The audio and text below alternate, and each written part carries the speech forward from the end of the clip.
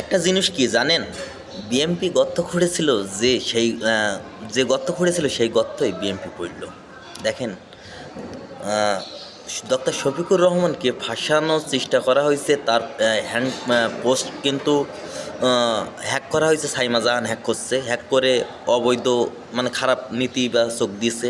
সেই কারণে অনেক জায়গায় অনেক তোলপাড় চলছে। এখন সাইমা জাহান যখন এই কাজ করেছে, তখন ইউনূস সরকারের মধ্যে একটা চাল চেলে দিচ্ছে। চালটা হলো এই যে বিএমপির মা বাইটিন, মানে বিএমপি বলতে বিএমপির প্রধান অর্থাৎ তারেক রহমানের মা, তিনি মারা যায় 22 দিন পরে, কিন্তু সেটা প্রকাশ করে, সেটা ইউনূস সরকার প্রকাশ করে দিচ্ছে।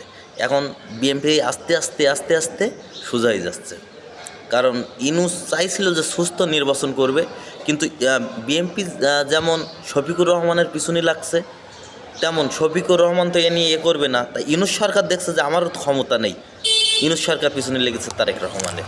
এখন ই নিয়ে খুবই তোলপাড় সারা বাংলাদেশে।